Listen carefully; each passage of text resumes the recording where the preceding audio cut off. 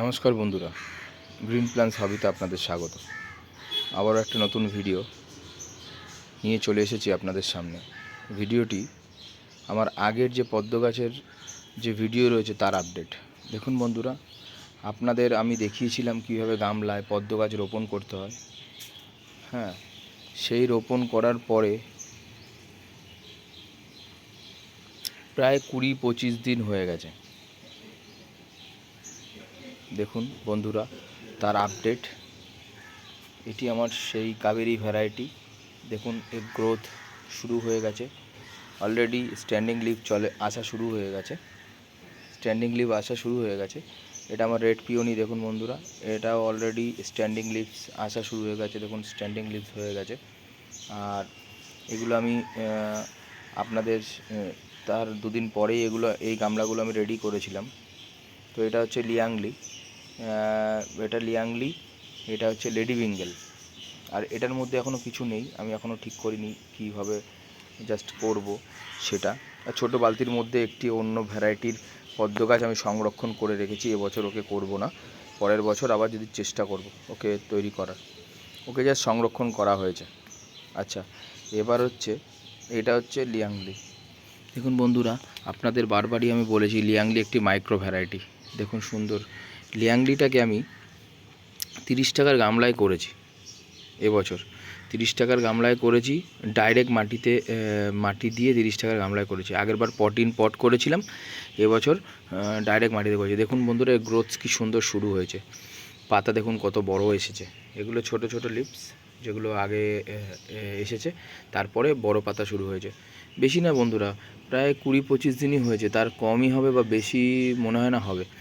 তো তার এই গ্রোথ শুরু হয়ে গেছে বন্ধুরা। দেখুন সবই পুরনো মাটি দিয়ে, আপনাদের দেখিয়েছিলাম আমি কীভাবে পুরনো মাটি ইউজ করেছিলাম।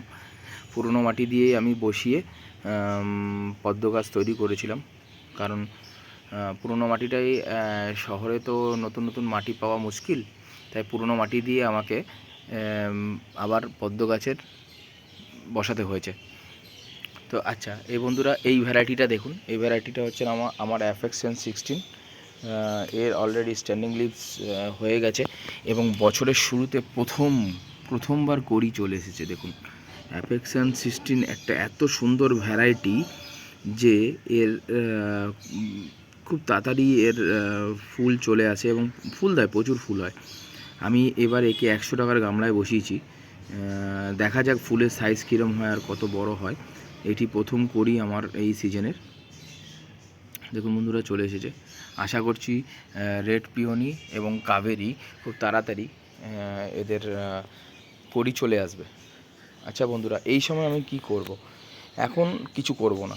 20-25 দিন দিয়েছি, ঠিক 1.5 মাস, গাছটি রোপণের ঠিক 1.5 মাস পরে আমি একে ফার্টিলাইজ করব। ঠিক 1.5 মাস পরে একে আমি কাগজে মুড়ে সার এর মাটিতে গেঁথে দেবো। তো সেই সময় আমি আমার চ্যানেলে অবশ্যই আসবেন এবং ওই সার দেওয়ার পদ্ধতিটা আমার চ্যানেলে দেওয়া আছে ভিডিও। তো আমি এই বছরেও নতুন যখন সার দেব, তখন আমি এই বছরও কীভাবে সার দিতে হয় এবং কি কি সার দিচ্ছি সেই সময় আমি বলে দেব। আর বন্ধুরা দেখুন, গ্রোথ শুরু হয়ে গেছে, স্ট্যান্ডিং লিভ আসা শুরু হয়ে গেছে। আশা করছি খুব শিগগিরই আবার পদ্ম ফুলে ভরে যাবে গামলা। আজকের ভিডিও এতটুকুই। এবার ফুল আসলে তখন আমি আবার আপনাদের ভিডিওর আপডেট দেব। তো বন্ধুরা, আপনাদের পদ্ম গাছ কীরকম চলছে অবশ্যই আমাকে ভিডিওর কমেন্টসে জানাবেন এবং কোনো কিছু যদি জানার থাকে তাহলে অবশ্যই আমাকে কমেন্টস করবেন, আমি অবশ্যই অ্যান্সার দিয়ে দেবো। তো ধন্যবাদ আমার ভিডিওটা দেখার জন্য।